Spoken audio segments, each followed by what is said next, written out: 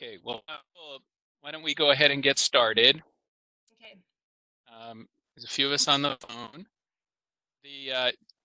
So we are the Idaho Children's Trust Fund, and through the Hope Conquers ACEs community practice, we are presenting a series of webinars and discussions on topics that relate to resilience, relate to protective factors, and so we've done one this week, and we'll have done 3 by the end of the week.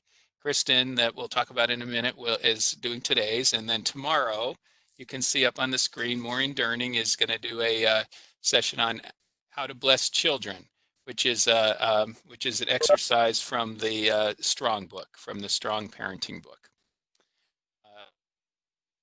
Next week, let me see, I'm going to try to do this. Let's see. So have 3. Okay.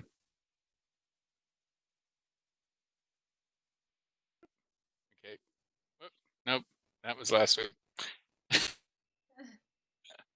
Sorry, folks. Just a sec.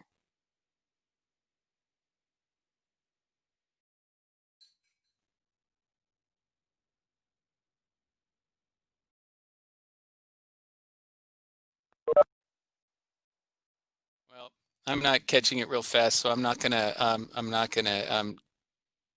to find it. But next week we also have 3 webinars that are coming up. The first one is again with Jules Meek, who's going to do the 3rd part of her self-care in unprecedented times. That'll be on Tuesday at 11 o'clock, and we'll send stuff out 11 o'clock Mountain, 10 o'clock Pacific. There will also be a webinar on Wednesday, focused on games, resilience-related games, or protective factors-related games that Florina Ruvio is going to be doing. And then on Thursday, Maureen Durning is going to do another session from the Strong book that's going to be focused on an overview, really, of the protective factors.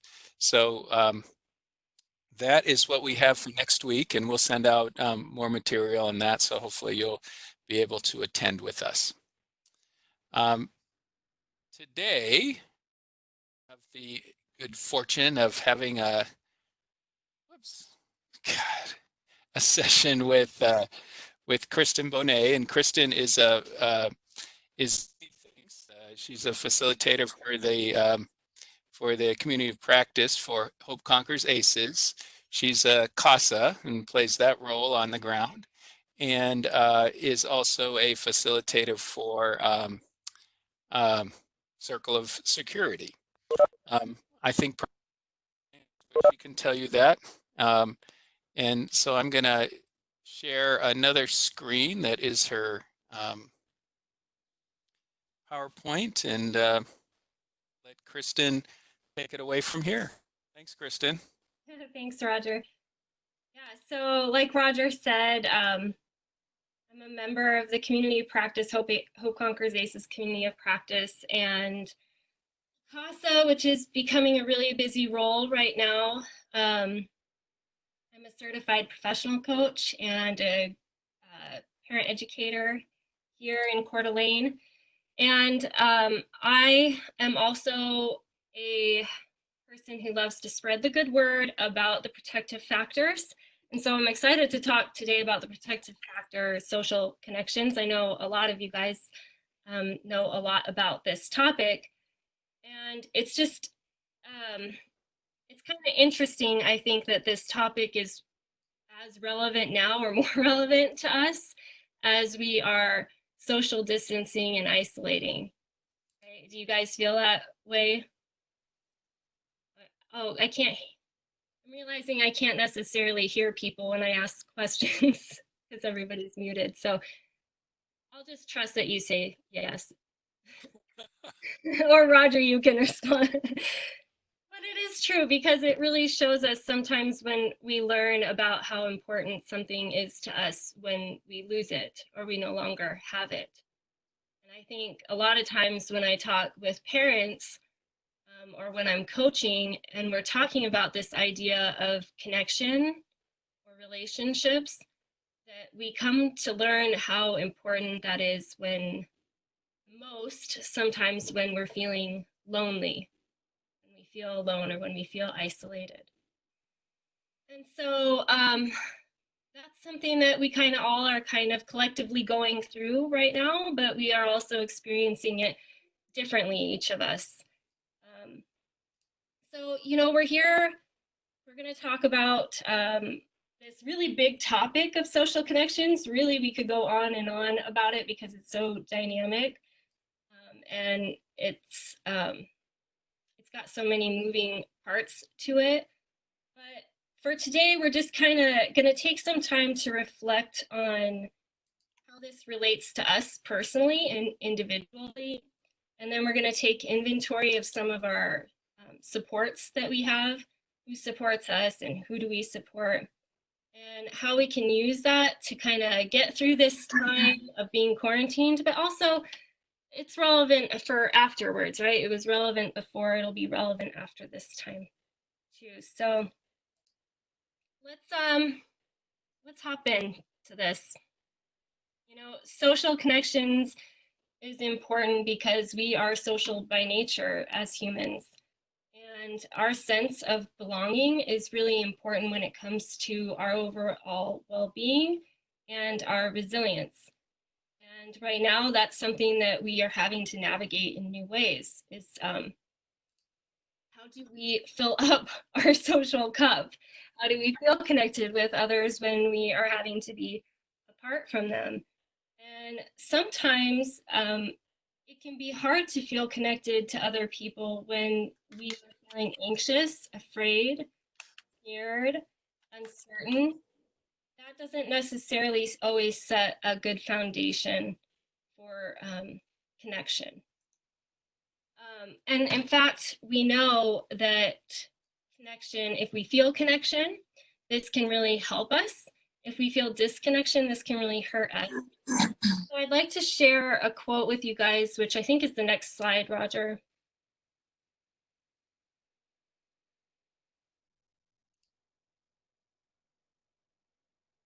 You got it? Yep.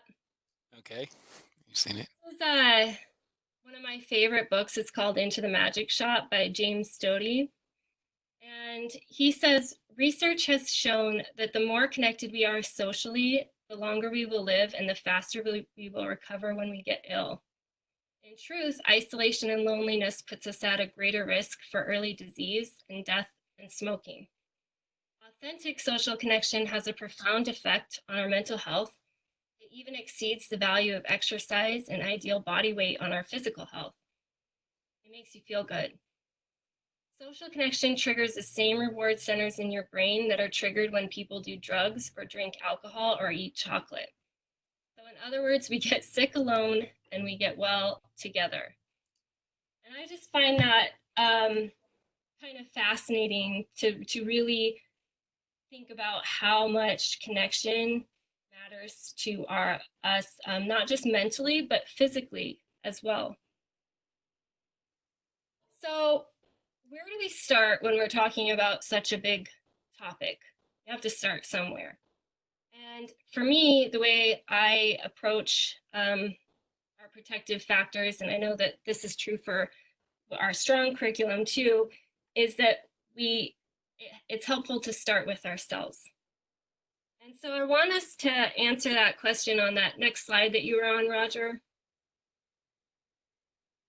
I'm going there. And just take a minute and you can write down or you can just think about what is it that makes you feel connected to someone anyways. We talk about connection so much, but we don't always take the time to say, this is what it is that actually makes me feel connected to someone in my life. So I'm going to give us a minute and kind of be writing down, thinking about it. I'm going to ask some people to share.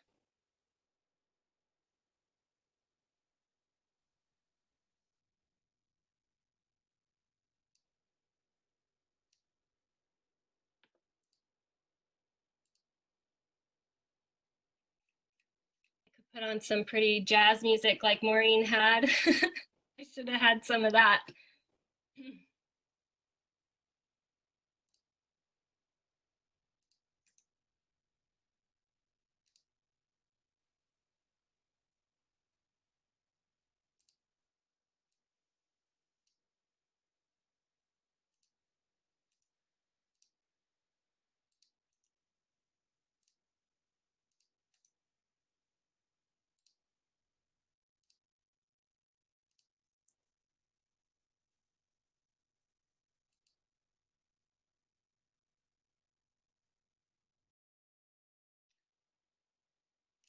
Okay.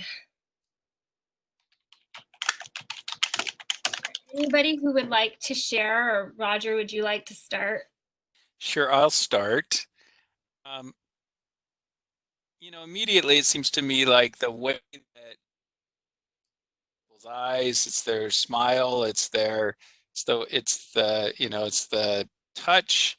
Um, Sometimes it's conversation and connection through our shared view of the world, or things that make me feel like we are all in this together. And those people are the ones who tend to fill me up, and I feel connected to them. I was trying to think about this. I don't want to say that just has to be people I agree with, because I think I can feel connected to people I don't agree with. Um, it just so I was trying to think, what are some of those aspects of connection that are related, not so much to just I agree with that person, but that person and I uh, are in this thing together. We're in this world together. And obviously, you're going to talk about this more. There are levels of connection. So, Yeah, that yep. kind of reciprocity or mutual understanding, being able to share things that matter. Another person might feel very differently about it, but to be able to just share with each other is very connecting. Thank you, Roger, for sharing. Is there anybody else who would like to share what makes them feel connected?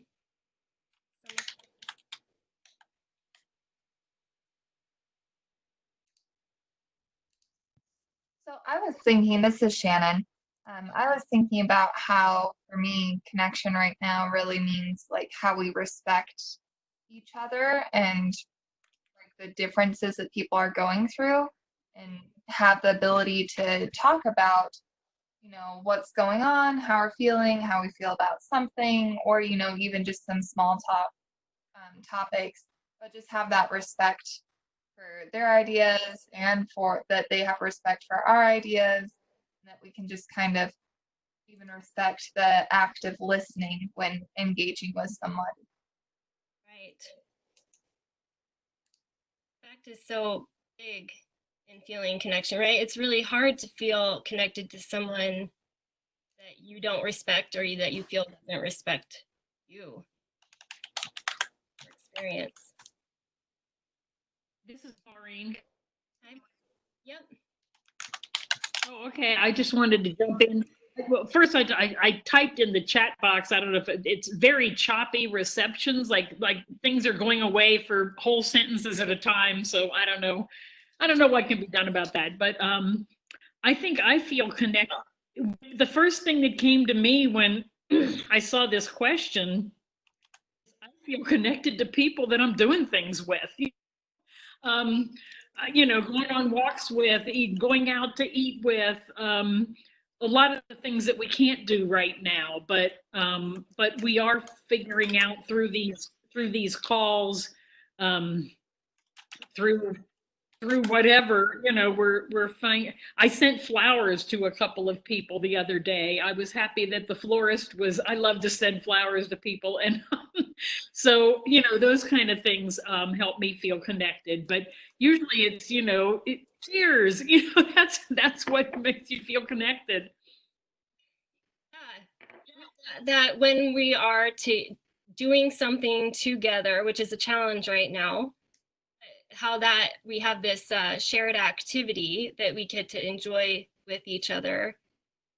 does help connection. And I love your point about flowers. I might have to do that because it feels wonderful to feel connected to somebody and that they hold you in their mind, in their thoughts, in their heart, even when you're not with them.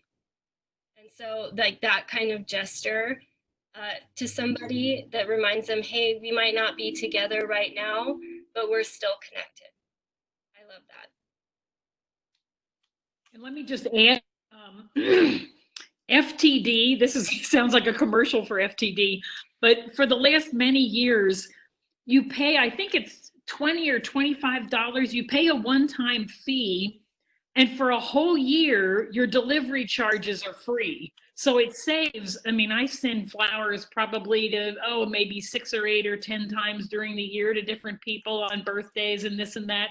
And so it saves me hundreds of dollars in delivery fee in case you want to do that and start sending flowers. It does sound like an advertisement for FTD. Yes, but if you're a flower sender, it's well worth it. I appreciate that. See, I'm taking away stuff from this already.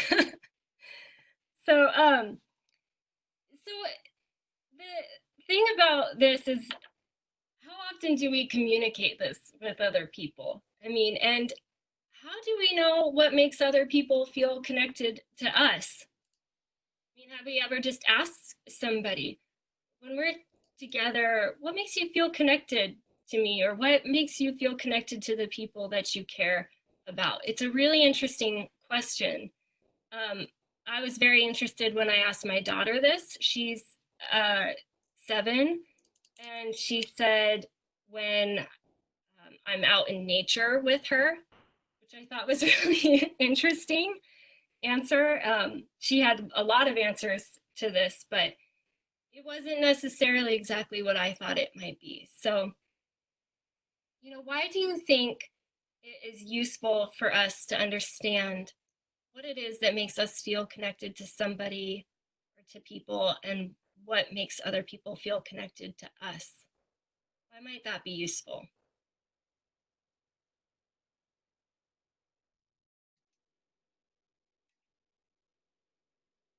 I guess the question of useful is kind of an interesting way to put it, because, I mean, it might relate to just, what's often referred to as transactional relationship. You get something, want something, but also it helps you better understand. I mean, I think people who have difficulty understanding, or people who don't have empathy, can, or yeah, feel they can't necessarily connect, and they don't really understand so we misunderstand what people are trying to communicate, and we sometimes, in doing that, our ability to love or care or respect that person is maybe undermined by something that's not about, really the connection. Yeah. No, it's that recognition, like you're saying, that a lot of times connection, the things that makes us feel connected, is in action. And that looks different for all of us. And it looks different at different times in our lives. And so for us to be able to know what makes us feel connected, we can communicate about it. We can be more intentional in kind of creating these moments. And then when we are aware that in those moments, that's when we feel connected to someone, we're more likely to recognize that and have those kind of like, this is my connection cup is getting filled up in this. And then also, like, we sometimes, I think, assume that other people feel connection in the same way that we do. And so being able to ask somebody what helps them feel connected really helps us just to understand them in general, and for them to feel understood by us. So I actually, in the chat box, because I didn't know if this would kind of come back into conversation, I mentioned how like love languages are a really important part of building like and feeling deeper connection. And I've done this activity where a person writes their love language and how they respond and how they show all 5 of their love languages, because sometimes what we respond to and what we show others are different. And then you can do that with your family members and see, like, I'm showing acts of service like crazy, but this person responds to physical touch. And so we're not in alignment. So maybe that's why our connection isn't so great, but that's like more for deeper level of connection versus like just connection with maybe some of our acquaintances. This might be for like family and friends, but I think love languages have a huge part of like, how do we feel connected? Who's like actually connecting with us in a way that we can respond or feel? Maybe we should do another session on love languages. That would be cool. Is that Shannon who was just talking? It is. I think that would be great. We should do one on love languages. I mean, how relevant is that too right now that we're maybe don't have the ability to show our love language in the same way? It's a fun activity, and I think when you do it, you really understand the unsaid of why the connections aren't working.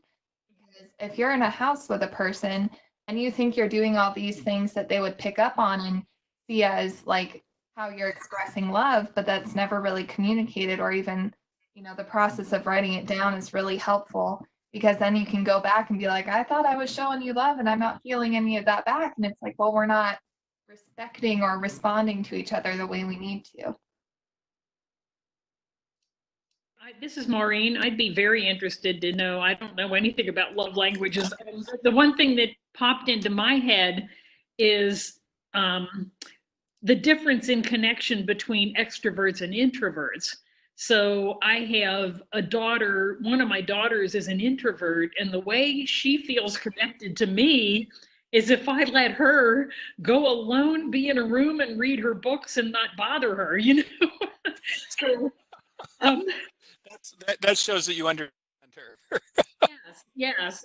So that connection, me being an extrovert, my connection is I, of course, want everybody to be in the same room all the time, where I have learned living with introverts that the way they feel loved is when you just let them alone. Roger and I were just talking about that yesterday, and it was an interesting thing where when you're an introvert and an extrovert, where you get your energy from, how do you get filled up? And so for extroverts, this might be an extremely difficult time. They have to be really intentional about making these connections and getting to socialize with others. So I want to kind of move on with the next slide for time, Roger. Thanks. Thank you guys for your feedback and discussion. I feel like I love this topic, and I love hearing what you guys have to say. The next piece, though, that I want to talk about are these different types of support, and strengthening families defines these 4 different kinds. So there's emotional, informational, instrumental, and spiritual. So our emotional support person is somebody that we can go to, who will listen to us, that we can share our feelings with, stuff like that. Our informational support is somebody who can give us advice or guidance or teach us something. An instrumental support person is somebody who actually helps us get something done, like fill out an application, apply for something, give us a ride somewhere, or connect us with a resource, is a resource to us. And then our spiritual support person is a person who's with us in those big life questions that maybe we don't have answers for, but they're able to be with us and be a source of hope and comfort for us throughout our life. And so sometimes we have people in our life that are all of these things. We have people in our life that are maybe none of these things, or they are some of these things some of the time. But we have all had that experience where you maybe were going to somebody for emotional support, or you just wanted them to listen to you, and they gave you advice. Has anybody experienced that? Yeah. Yeah. And you're like, oh man, and you leave feeling, you had made this bid for connection, and you might leave that experience feeling actually disconnected a little bit from them. And the problem might be that they might not even actually know that that's what happened. They might think I gave really good advice just now and I was really helpful in this situation. And so their intention is great, but we may have in an opportunity to have connection actually resulted in disconnection. Does that make sense? Yes. Since we all have that experience. And so it's useful for us to be able to ask ourselves then, when we are in need of support, what type of support am I in need of?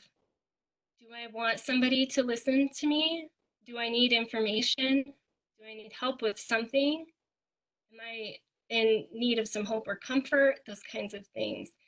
Because if we ask ourselves, if we're clear with ourselves about what it is that we need, then we can communicate that with the person that we're going to help to for help, or we know who it is that's most likely to be able to help us with this.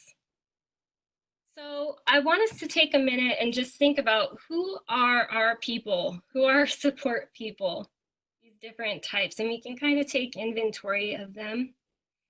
And then just also thinking about who comes to you for these different types of support. And I know we don't have a lot of extra time, so I'll just give us like a minute to think about this before we kind of have a discussion, but I'll give you a minute to write down, who are the people that you go to for support and who comes to you.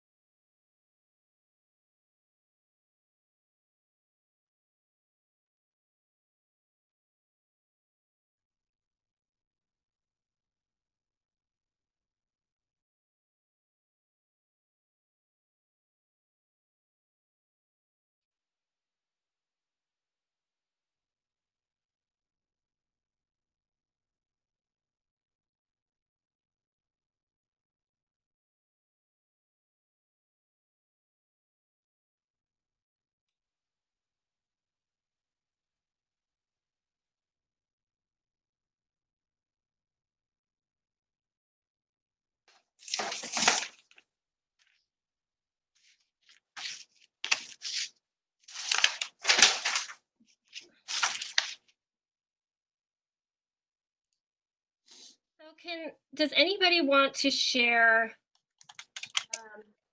maybe who some of these people are, or just why is it useful, like we said before, why is it helpful to us to take inventory of these people?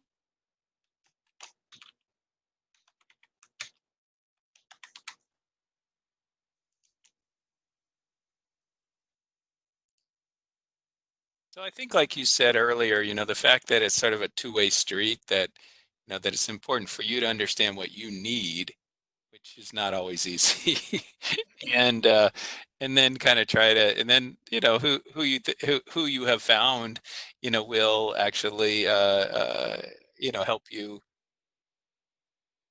with those things when you need them. I have, I definitely have different friends and my wife and other people in my life who I think, oh, I can get some of these things from them, but not necessarily all of those things all of the time.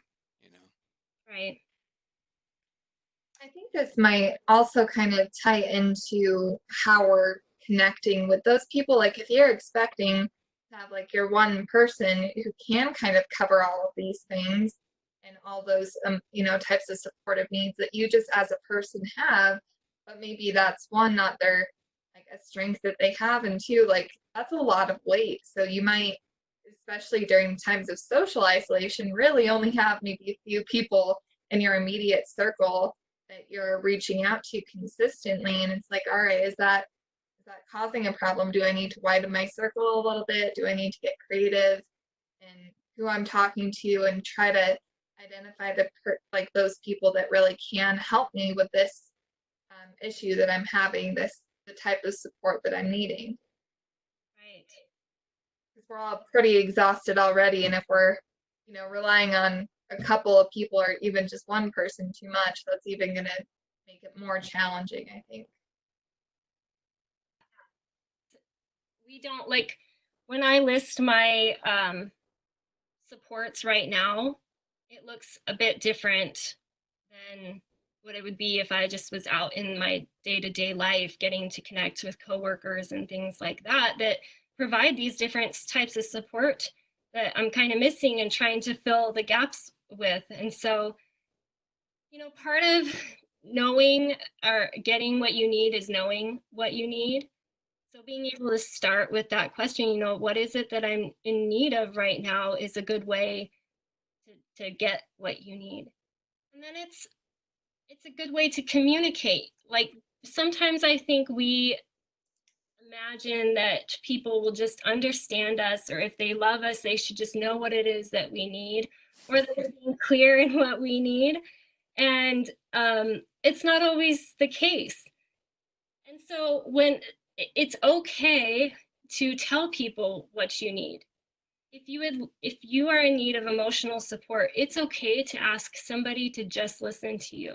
I say this to my mom all the time, like, hey mom, this is on my mind. Would you mind just listening to me for a little bit? And then she knows I'm not asking for advice. Or this is on my mind and I'm wondering what your advice is. Or for instrumental support, hey, this is what's going on. Can you help me with?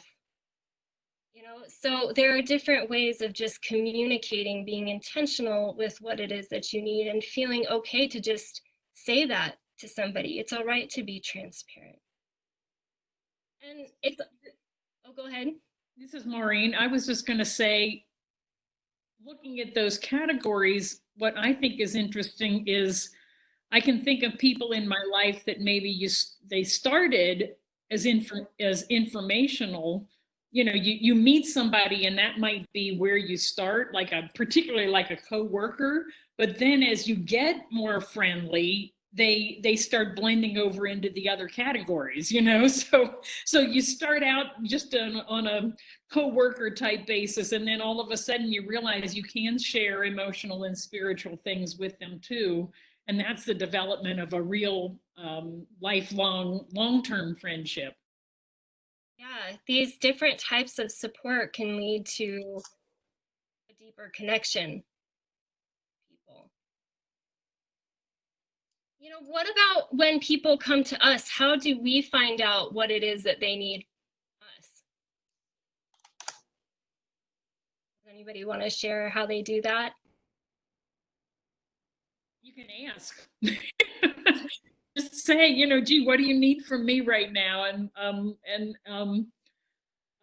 I believe in being very direct. You know, just say what they, you know, just ask them what they need. Sounds so right, but a lot of times we don't really think about it. A lot of times we don't do that, or we don't have people do that with us. And I've been really trying to practice during this time of doing this with my daughter, asking her what it is that she needs. I will literally, I can see that you are really upset right now, Sydney. And I'm hearing you. I'm here to listen to you. Is there another way that I can help you? And she'll tell me, and she's 7. No, just listen to me. Or, yeah, help me fix this, or whatever it is that she needs from me. But I just have to ask sometimes. So is that useful to think about how we find out? We can just be transparent and ask some people, you know, I'm here to listen to you. Please let me know if there's another way I can help you. But people aren't always so transparent, right? I mean, about that they need something or want, you know, and you may not feel like you're in that conversation until you're in it, you know, which then makes it a little harder, I think, to read the clues. I think with like right now too, we've kind of had this discussion in some of our other meetings, but just in general, we can obviously see a lot of people don't know what they need. If you came to me a couple weeks ago when this stuff started going on and asked me what I needed to keep moving forward, I would have been like, well, I don't know. But I think that's when we can engage our active listening skills with each other and just really be intentional, not about trying to find what they need, but just listening. And then we can kind of follow up with, do you need anything? Or sounds like maybe you're asking for this. Is this something that I can do for you to help you during this time?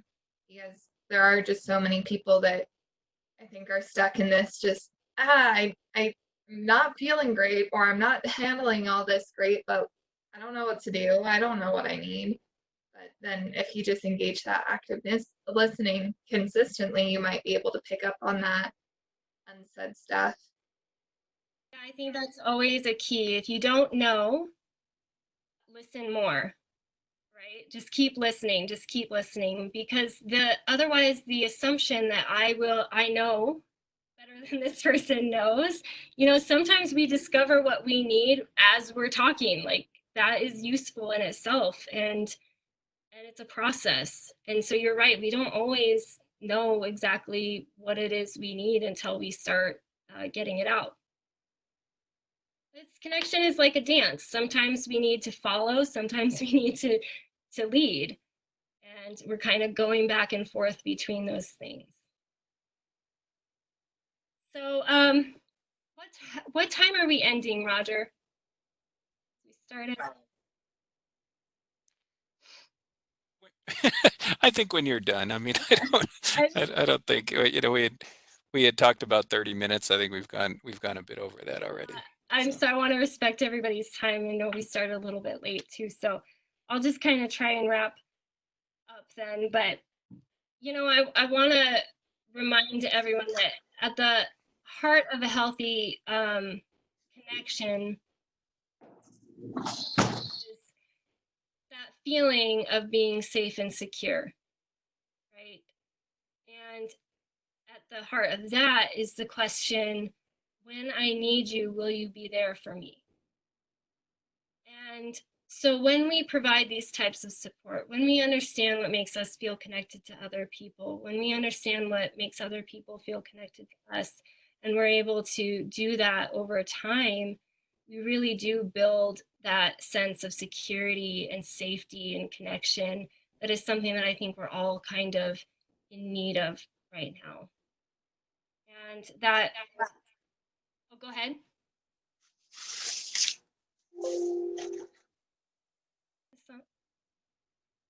I thought someone was sharing. So that next slide, Roger,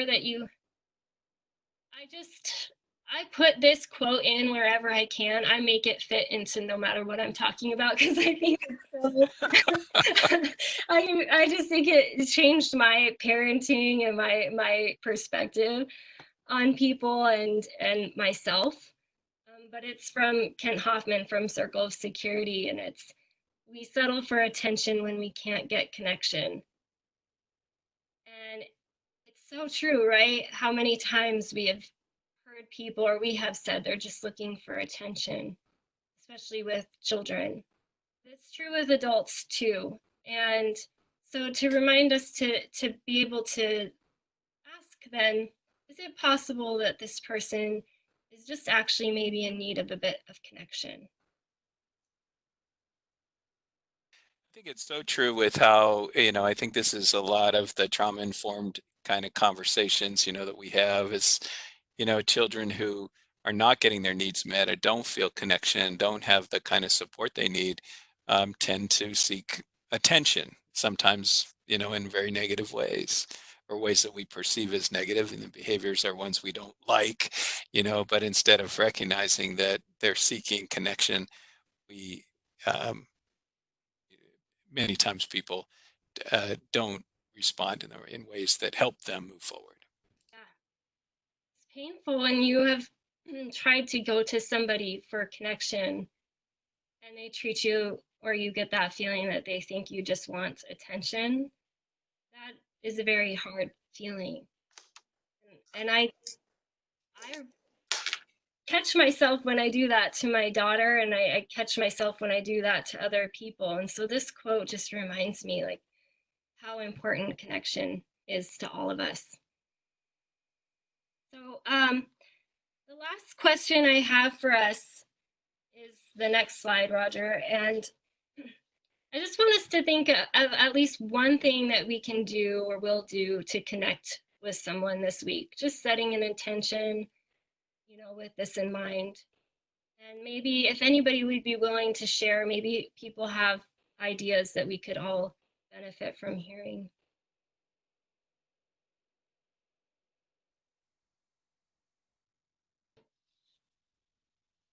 I will start with this because my daughter shared when I asked her this question about connection, and she told me she feels connected to me when we're in nature.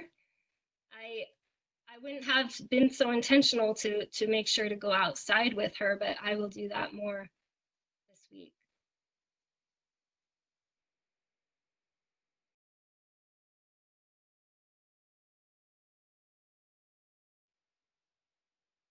Anybody else? My brother and I have been commiserating a lot, I think, and I'm gonna make sure to give him give him a couple of calls this week and just have some talk. He sometimes is my best male confidant. Often.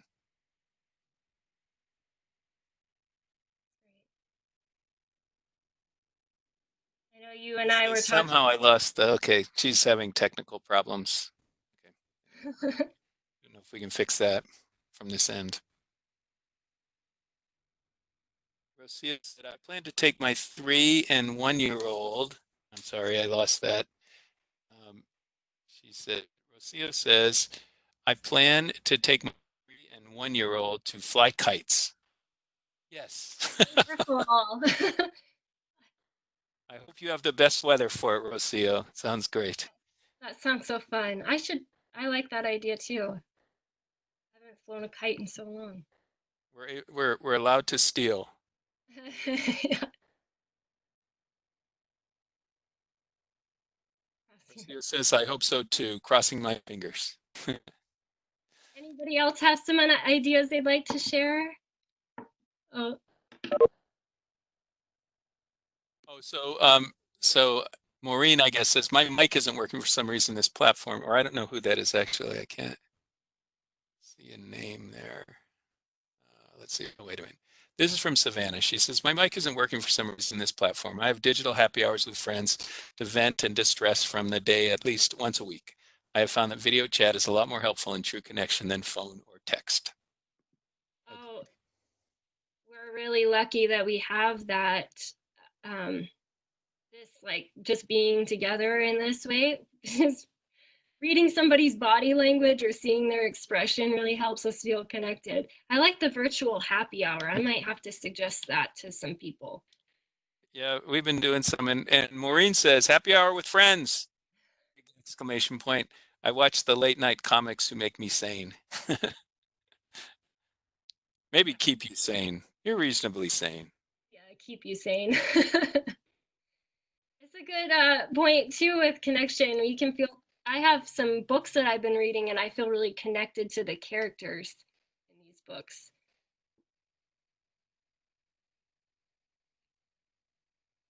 Feeling understood, laughing, all those things. So, okay, anybody else, or should we? Looking at the time, so. Well, I really appreciate all of you being here. This is such a big topic. Like I said at the beginning, we could be talking about it for a long time.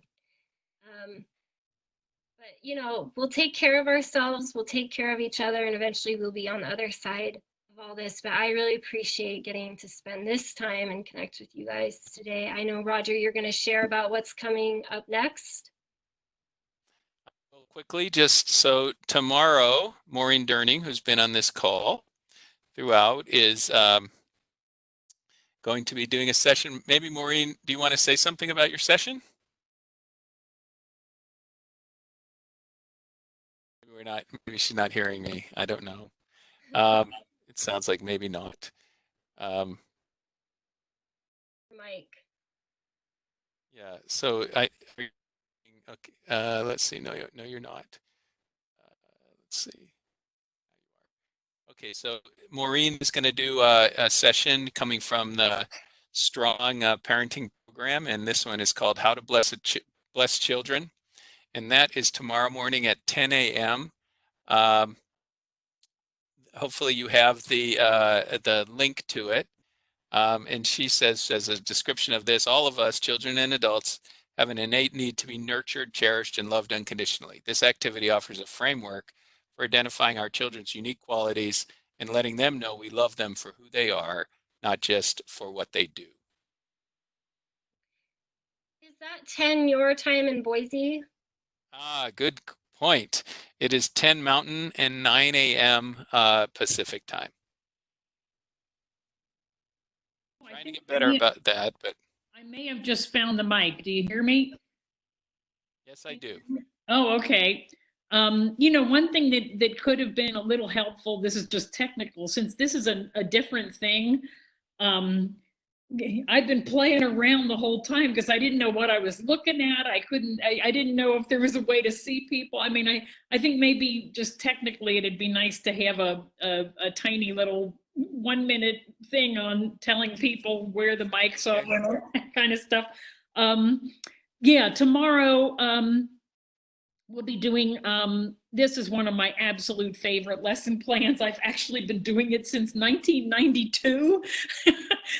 Those original kids are all grown up and old now. So I think that'll be fun, and I'm starting to put together.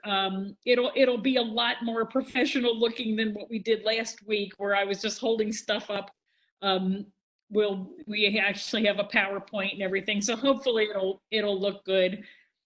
And then hopefully by the end of this week or early next week, I'll be doing another version of all of these calls that won't be interactive. It'll just be me talking and the PowerPoint, and then those are going to be put up on a YouTube channel.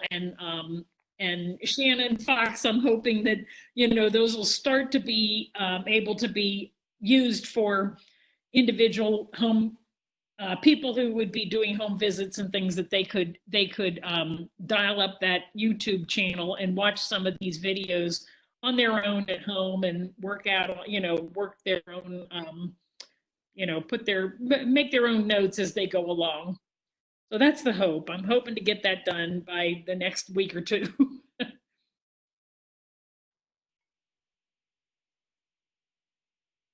That's it. Maureen, when you do that, so will you be sending out, or Roger, will you be sending out something that lets us know when those are going up? Well, hopefully we'll send me something, and I will send it out to the I'll send it out to the lists we send out to. Mm-hmm. That would be great. Okay, well, we should probably wrap this up, and thanks, Kristen, for providing some content on this, and thank you for everybody who participated in the discussion. I'm sorry that there were technical issues for some folks, and but anyway, that's the nature of this beast. Unfortunately, we're using this WebEx, and I'm not sure that it's any worse than Zoom, but we'll see if we can give it a little bit of a tweak next time in case people are more used to a different format. There are kind of the same sort of icons, but they might not just be as clear to people. So I will throw that out in the next one. I kind of hate the discussions about the technology, so I tend to avoid them, in the, because I've spent a lot of time where you get on phone calls and people spend, 10 minutes telling you about it, but I will do a little something. All right. Well, thank you, everybody. Hopefully, if you can get on tomorrow, that'd be great. And then, like I say, we have three more sessions next week, and we'll do another session the week after that. So, and we'll decide from there. We're continuing. I understand the state is just the governor has announced that we're in lockdown for another 2 weeks. So we know that is at least what our situation is, and then we'll go from there. I guess the epidemiologists say you have to go in 14-day phases, and that's how you adjust. So anyway, again, thank you, and look forward to talking with you all again in one form or another. All right. Take Thanks, care. Roger. Bye-bye. Bye. Thanks, Kristen. Thank you. Hey, Roger, are you still on? I am. So I, in a very professional manner, sent you a Facebook message with my love language activity because I actually took a picture and made a post about like how to do that activity at the start of the year, just as something that you could kind of read over and see if there was any interest to like provide something like that. Okay.